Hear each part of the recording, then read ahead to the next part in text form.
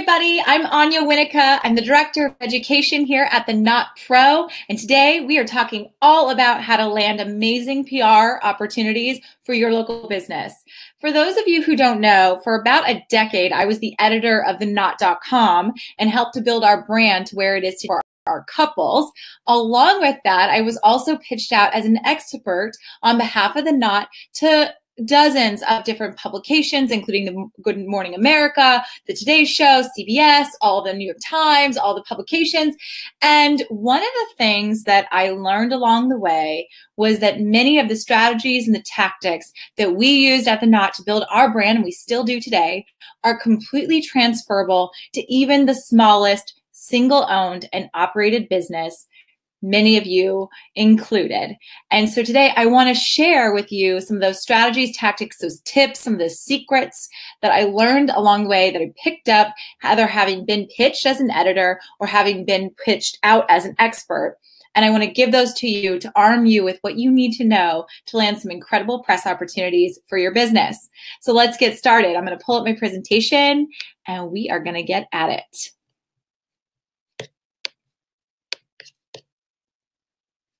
All right, you guys. So this is how to be your own PR machine, a step-by-step approach to scoring press for your wedding business. Let's get started. We're going to cover defining your purpose and your expert point of view. We're going to talk about creating a PR map and building out your network. Relationships is where it's at when it comes to PR, and we're going to get into that. We're going to talk about crafting the perfect pitch and writing great subject lines, because you can't get them to pay attention to you if you don't have a great subject line. Plus, for those of you who won Best of Weddings, I'm going to talk about how to PR your PR, so to speak. And I'll also, after this, send out some important links about getting published and getting you featured in real weddings and all that stuff, which is all great PR for you and your business. All right, so let's get started. Section 1, this is about defining your purpose and your expert point of view. It's really very simple. It all starts with why. The one and only question you need to ask yourself and to be able to answer is actually your why. It all starts there. Why are you doing what you're doing?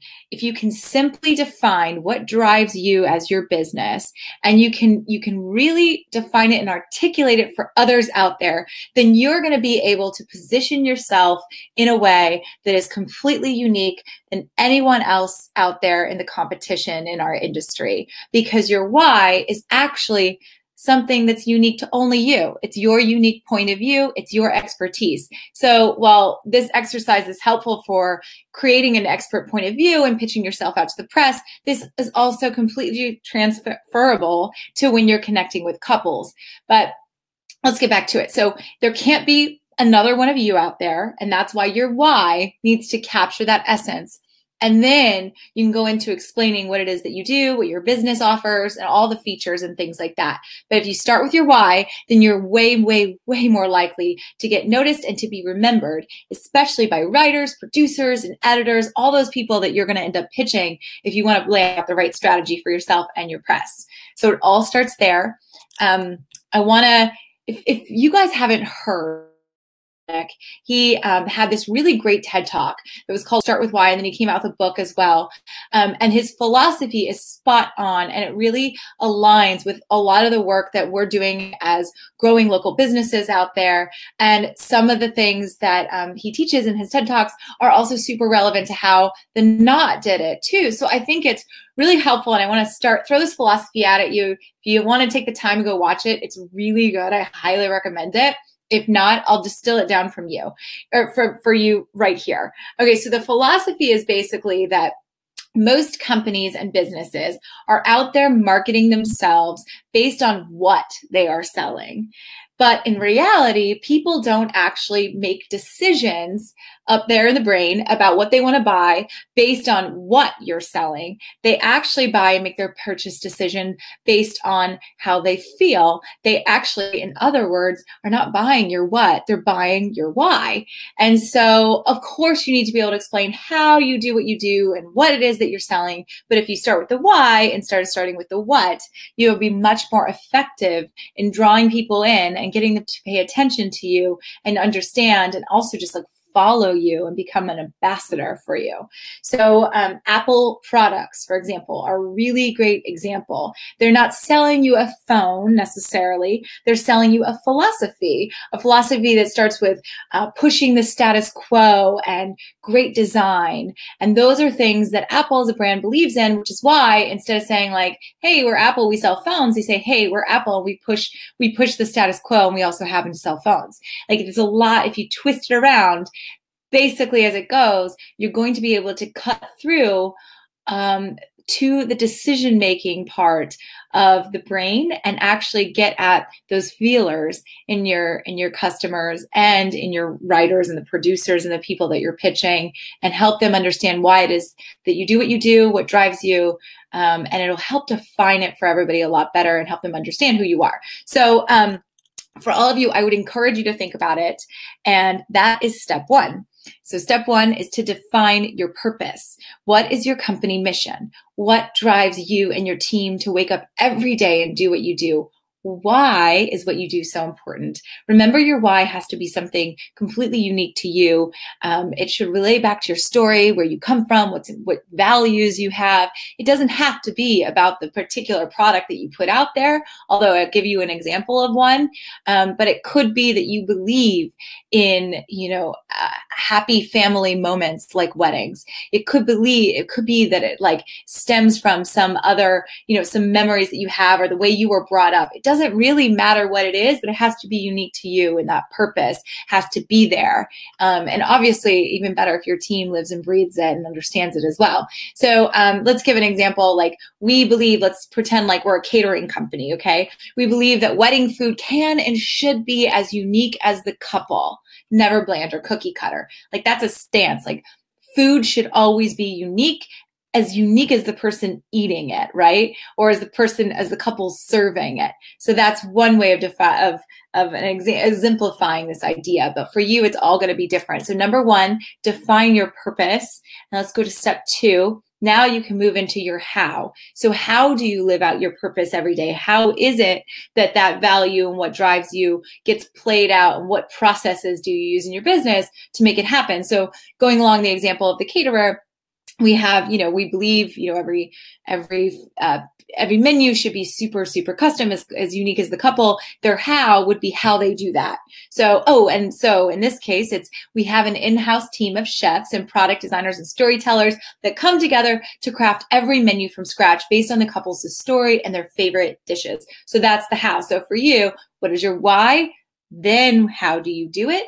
And step three, what? What exactly is it that you're selling? That comes last. If you really approach it inside out, or the opposite of maybe how a lot of your competitors are doing it, you can really start to help others understand why you should be the expert and why it's so important that your unique point of view be out there and be published and be seen as expert.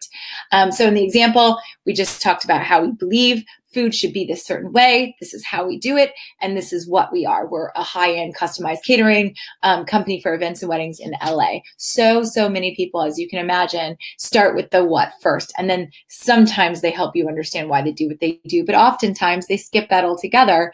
And really, in this sea of competition, of people joining our industry every single day, how are you going to stand apart? How are you going to make sure that your brand is different?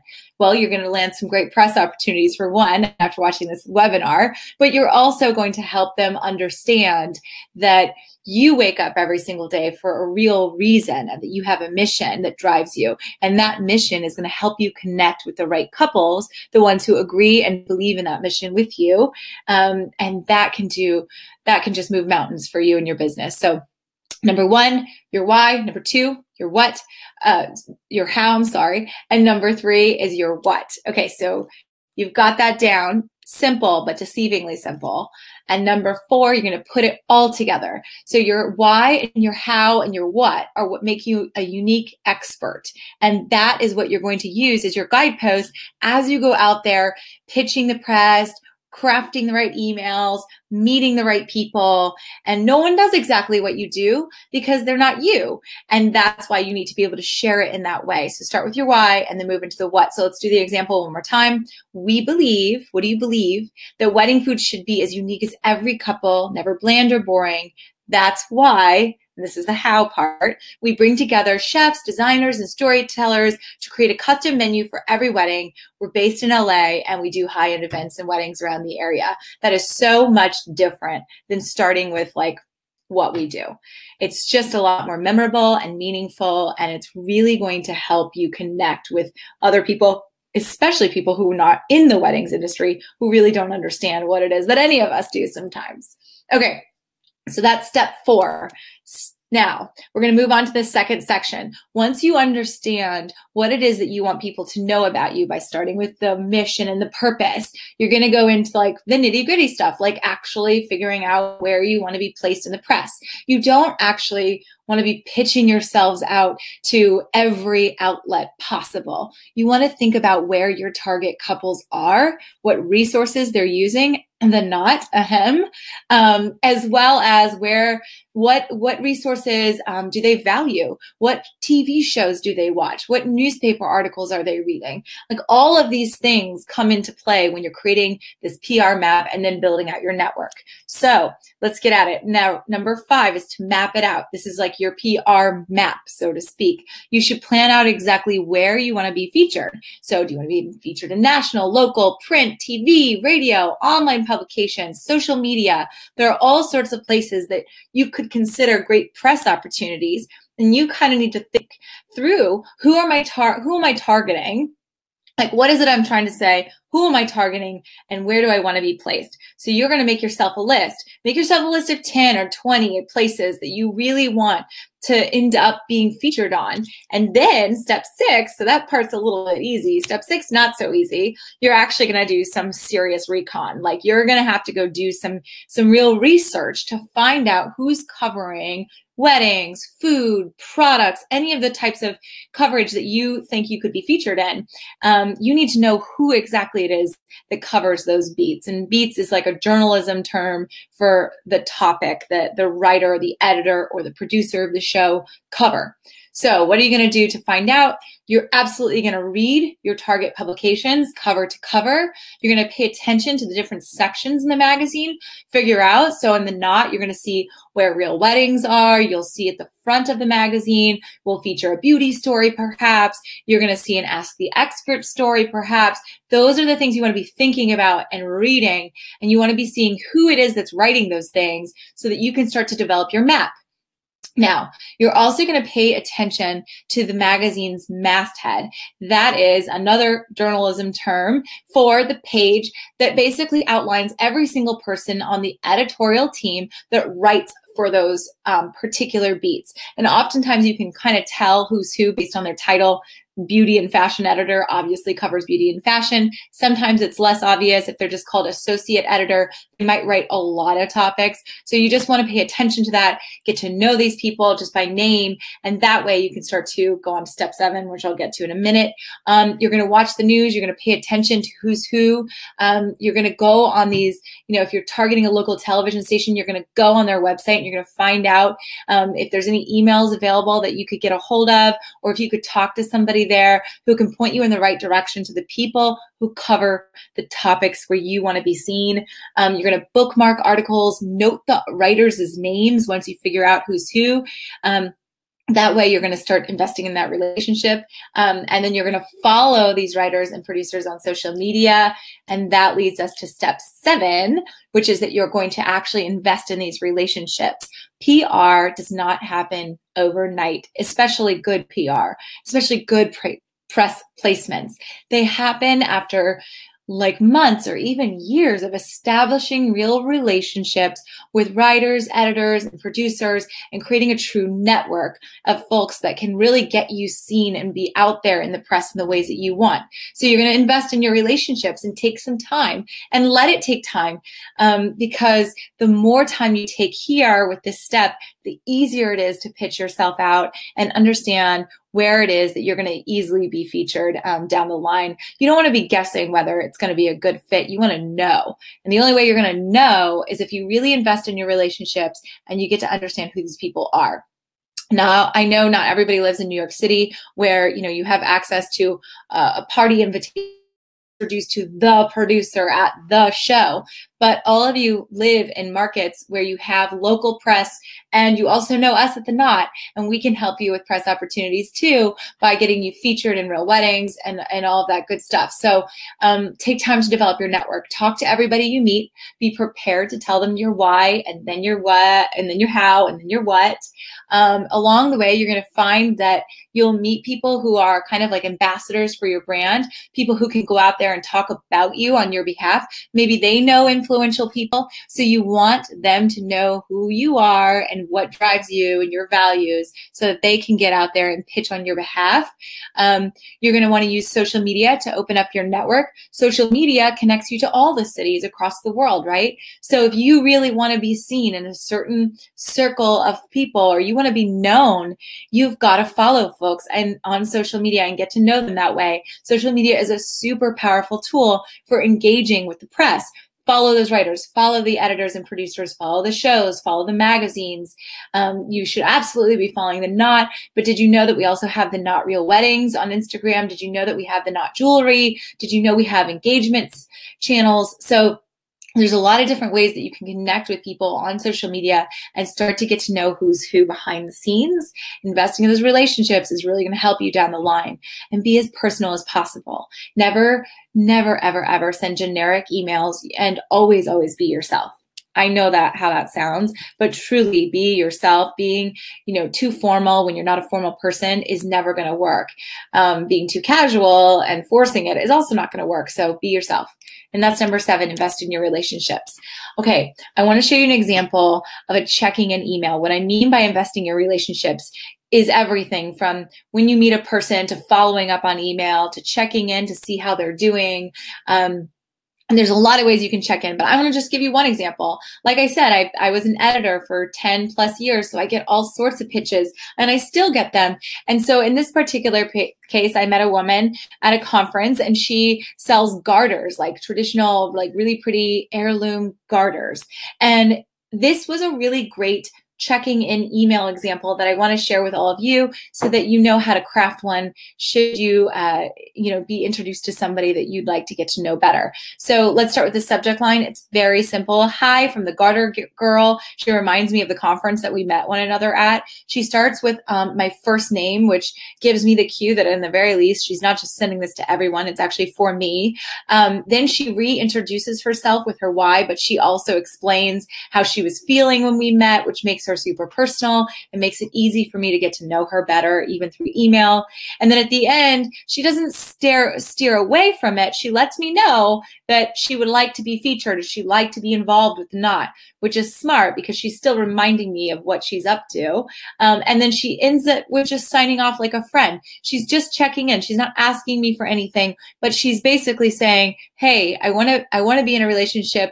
I want to have conversation with you. And should anything ever come up, keep me in mind. This is a really great, soft way of getting in front of people who are making decisions around the press that you want to be a part of.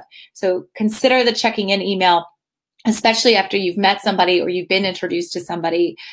Make sure that you put yourself out there in the same way. So don't forget, though, to explain yourself, reintroduce yourself with your why, but don't be long about it. Be simple, like you're writing to a friend. So that's that example. Okay, section 3, this is crafting the perfect pitch. So we've started with, who you are at the core. It starts with your why, and then it goes on down to how you do what you do and what it is that you sell. And then you've mapped out the places where you want to be featured based on who you're targeting and what they're reading and consuming in terms of media. And then you've stocked, right? You've basically stocked all these publications and you've figured out who's who. And now it's actually time to craft the perfect pitch. You've created a relationship with these guys. Now you really want to pitch them something. And this is where it all begins, the fun stuff. So for starters, and step number 8, you need to find your angle. You can't just pitch to, well, you could, but you're not going to be very effective. You can't just pitch yourself generically. You want to have an angle. You want to think like a writer, think like an editor, put yourself in their shoes and think about what are they trying to do on a day-to-day basis? Well, they're trying to create great news stories that are engaging, and they're trying to fit within their own frameworks. So if you want to grab their attention, try, for one, relating your story or your product or yourself to a recent story that they published or ran. So if they're running certain stories over and over again that seem similar, you may be able to get in on that action, and that may be your angle. So you may bring up like, hey, I saw that you published this one article. I think, I might be able to help you with something similar. Have you ever thought about doing a flower version of this, or a cake version of this, or a makeup version of this? And that's one way to find your angle and pitch it out there. Another way is to align or create an angle related to a current news story. There's always news to be had as long as you've got your eyes and ears to the ground. And I'll give you a hint. If you are watching this, it is February 2018. If you're watching this in live time, it is February 2018, and we are in the midst of another royal wedding coming our way, and everybody's hot on the topic, and they're all looking for stories. All the news outlets, all the newspaper publications are all looking for stories to pitch and write about around the royal wedding. So it's a wedding. This is our jam, right? So you can get out there and actually pitch yourself. Imagine 5 royal wedding inspired cakes, because you're an expert and you understand what it would take and how you would customize a cake.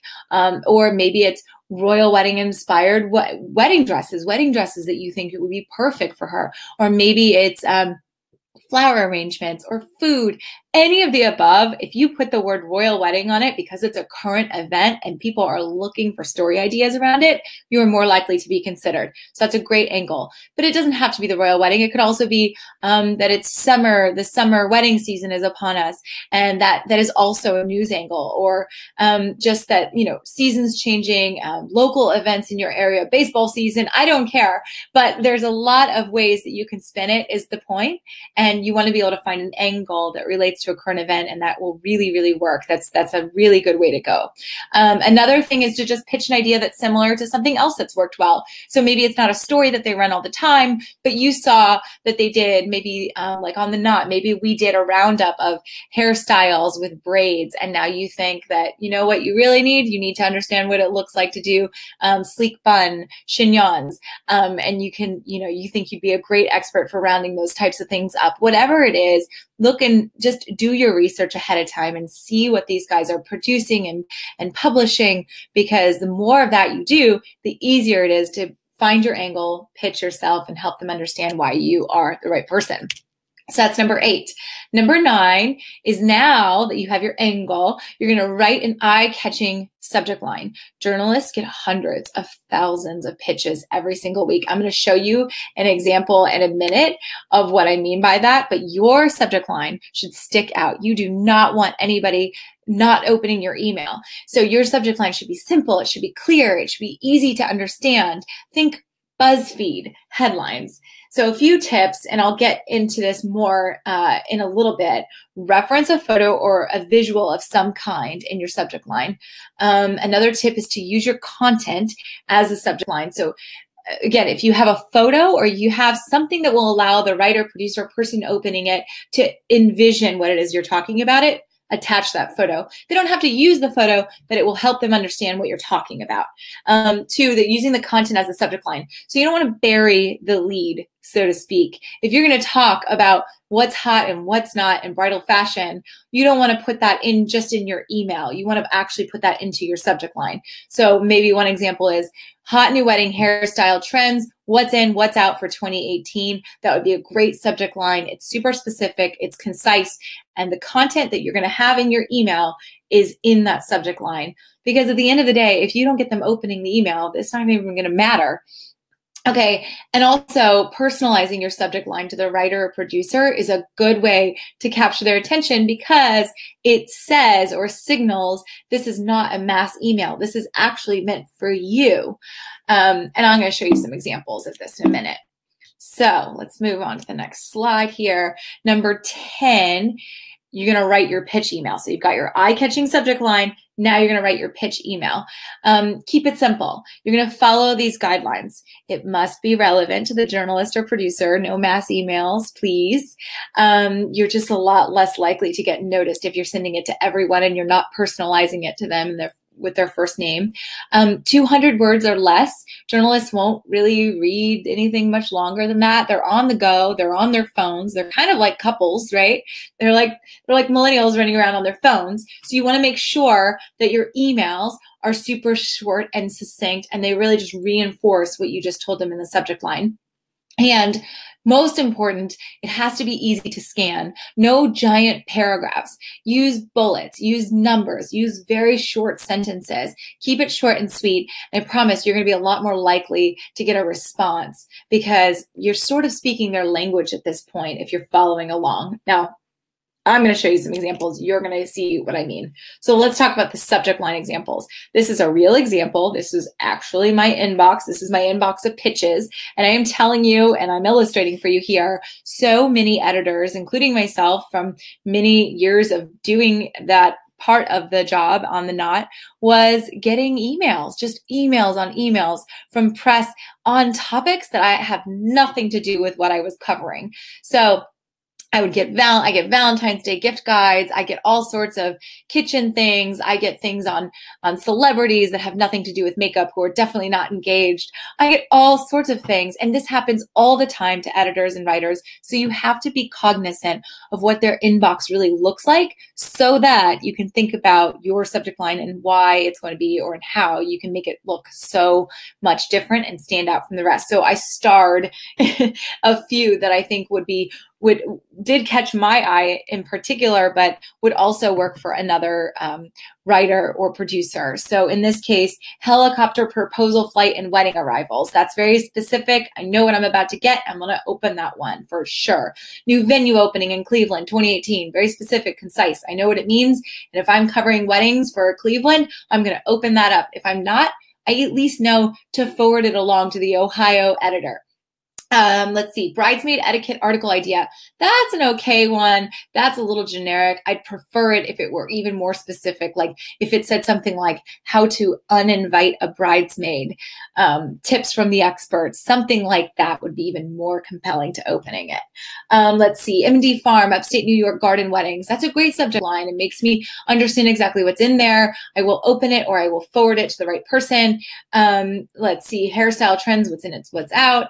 And the last one down there, content pitch for The Knot magazine. There's a wedding in New Orleans that you should see, basically, is what that's telling me. And I'm either going to open it or I'm going to forward it along to the right person on the Real Weddings team.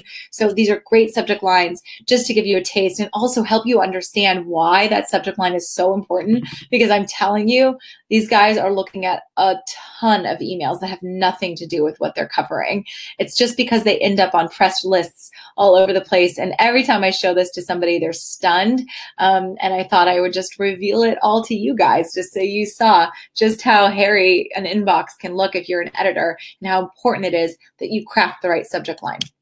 Okay, so don't be generic. Don't ever be generic. Don't just say caterer or wedding content. Don't send irrelevant pitches. Obviously, I don't think you're going to do that after this webinar. And don't try to be cutesy. This is a real one I received. Soulmate or sidekick, buddy or beau, Valentine's gifts for all. That person is trying way too hard to catch my attention, and they're overwriting it and they're overthinking it. And really all an editor wants to know is just the facts, ma'am. So you've got to be concise and don't try to be too cutesy. On the other hand, you do want to be specific, right? Helicopter flight and wedding arrivals. I'd love to see what's going on there, referencing the publication and being timely and calling out trends. And you can't promise that you're going to have trends in there and not have it in there. So you've got to actually pitch them. But if you've got something trend related, definitely pitch it. A lot of people are looking for trends, especially from the experts, which are all of you.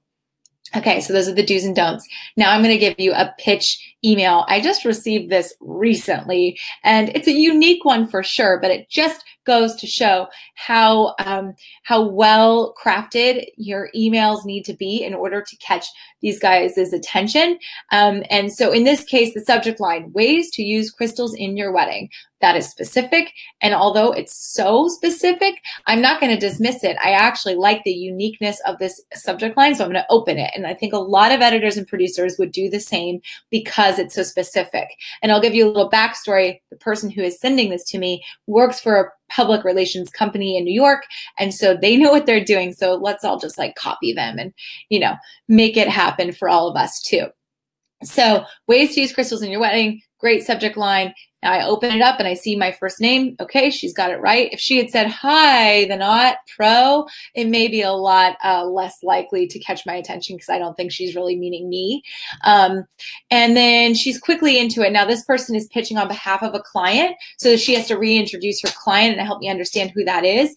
But in general, what you're going to do is you're going to reintroduce yourself or introduce yourself, give them your why, what it is you do, what drives you, how you do it, and what you're selling. And then at the end, you, in this case, she's giving a bulleted list of ideas to consider and make it super easy to scan. So because she's got multiple ways to use crystals in this example, for example, several ideas. And now as an editor and writer, the likelihood of them actually going and copying and pasting that and using it in a story is very, very low. Most people won't do it. But what it does do is it gets the person's wheels spinning and gets them thinking about keeping you top of mind for this type of thing because they know that you understand what they're looking for. Last but not least, the photos to visualize what it is that this person is pitching are attached, and the bio of the expert is attached. In this case, it would be your bio, and you would want to attach it there so that the press understands that you're a true expert. And we're going to get to it in a minute, but do not forget to include that you're a Best of Weddings winner. It's important. It establishes expertise from the get-go, and it allows others to understand that couples trust you, which is something that editors and producers of shows need to know, that they're putting a true expert on the air and not just somebody random. So great, great example of a pitch email. Take it for what it is, and I'll put some more examples on the blog later so you guys can all copy and paste or use it for inspiration. Okay, so we've done it. We've come to the end. That's all that I have for that section. Basically, you've defined your point of view. It's based on who you are. No one can copy it. It's made you a true expert. You have found your angle. You have done all of the right things to investing in the right relationships, understanding where it is you want to be placed, and you're pitching and you're checking in and you're investing in those relationships. Now, all of those of you out there who have won a Best of Weddings award this last year or in years past, pay attention. And if you haven't, pay attention, because this next year will be your year. And I want to show you how you need to also be using that win to get your name out there and get more press for yourself. So that's the last section I have for you today. And essentially what we're talking about here is PR, your own PR. So promote your win everywhere. Anytime that you win an award, especially Best of Weddings, you should make sure that you're covering all bases and updating all of the places where couples and the press are going to be looking for you and helping them understand that you're a true expert. So number one, your website. Obviously, added your winner badge to your homepage, because a lot of people won't go past your homepage. They just want to know that you are legit. So you want to put that on your homepage. Update your About Us page. It belongs there as well. 2, your social media bios. I'm going to show you an example in a minute of what I mean, but basically you're going to put the Not Best of Weddings 2018 winner in your bios. 3, your email newsletter. Do you have a list of people who subscribe to you and who you send out a regular note to? Or even if you don't, maybe you just have a list of influencers or contacts. Send a note out to them about your win and your newsletter subscribers, encouraging them to leave a review. Also, that won't hurt you if you're looking for new reviews for 2019. And finally, printed materials. Go through, make updates to your printed materials using your Best of Weddings badge and touting your win. All good ways to begin. Now, next level PR for Best of Weddings. We sent all the winners a template that looks exactly like this. If you've won for the first time, we give you this press release template, and you can essentially insert your name, insert your city, and use this when you're pitching yourself out, and send it along. Send it along to publications, send it along to local outlets who are looking for story ideas. So you craft your email, you create a great subject line, and you also might want to attach this press release to each. It legitimizes your win even more, and it helps spread the word. And we sent it to everybody. And if you don't have this in your inbox, just email me, hellopro@theknot.com, and I'll forward it along to you so you have it in your inbox. Okay, so I'm going to show you illustrations of what I'm talking about, and then we'll wrap it up. MG Hair and Makeup, amazing job, Meg, the owner of MG. She's got a lot of Best of Weddings wins Obviously, she has it all over her storefront. It's a great way right off the bat to help everybody understand, including the experts and the press, who you are. Let's see. We sent out an animated GIF to everybody that they could be using. You guys could be using on your Instagram and social. You guys go for it. Use it. If you don't want to use that and you feel like you got to go a little more pink, that's great. Create your own graphic, but I encourage you to PR your PR across your social channels. Add your best of to your bio and your social channels. So in this case, this Invite Designer, they have, we're stationary design, we're national, but they also have the Not Best of Weddings up there in their bio, because if an an editor or producer lands on their Instagram page, they know off the bat that they are an expert in truth. Okay. Last, display your Best of Weddings awards. This will do the right thing for you if you've got it displayed prominently where people can see it. You have ambassadors for your brand walking in the door. If you've got a brick and mortar store, you've got people walking in the door who you want to make sure remember and see at a glance that you're the expert, and this is the way to do it. So put your Best of Weddings awards out there. Okay, and we've come to my top takeaways. This is it, you guys. Thanks for staying with me. So number one, your top takeaway, define your purpose and your expertise. Start with your why. Why is it that you do what you do? What drives you? What are those values? What are those things that will cut through and allow the press to understand your unique point of view and your expertise? That is going to take you to step two, where you're going to map out your target outlets. Find out who it is that you want to be featured with, invest in those relationships, and really, really take the time to match it up to who you're trying to target, your ideal clients, and where they go for resources. Three, you're going to refine your angle before you pitch. You're not going to pitch anything unless it's newsworthy, relevant, something they've done before, based on trends. That is really, really important, refining that angle. Then you're going to write your eye-catching subject line, and you're going to use photos where you can, which will then allow you to write the perfect, small, lovely email pitch to your fellow writer, producer, to pitch yourself. You can attach your bio, just like we talked about, or maybe even your press release. And finally, anytime you win Best of Weddings or any other award, you're going to PR your PR, and you're going to get that out all over the place. It will help reinforce your expertise and allow everyone to understand that you know what's going on. So that is what I got, you guys. Follow us on social media if you're looking for more updates from us. We're always posting about our upcoming workshops and not our webinars, because our webinars are actually just for you because you're our advertisers. But all of the other events and things, you can follow along, and feel free to reach out and ask us questions on social. We're always here and happy to help. So thank you again for joining me for our webinar. I hope you enjoyed. I hope you learned something new.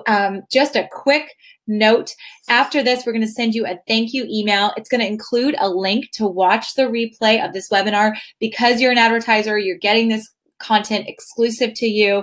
It's because we want you to elevate your brand. We want you to hit your goals this year. And I want you to be able to rewatch that webinar whenever you please. So we'll get that to you in an email. We're also going to include some links to very important blog posts and things that reinforce this content. Some of it may be a little bit repeated from the webinar in a good way, so you can bookmark it and have it at the ready, and share it with your teams and things like that. And if you guys have any other questions, just reach out. I'm hellopro@theknot.com, everything education related and content. You can also follow me on social media, just my name, Anya Winnica. I'm always here to help. I love our industry. I love what we're all doing together. Local businesses are where it's at, and the wedding industry, as you all know, is the best place to be. So cheers to you all, and cheers to hitting your PR goals, and I'll see you next month. Thanks.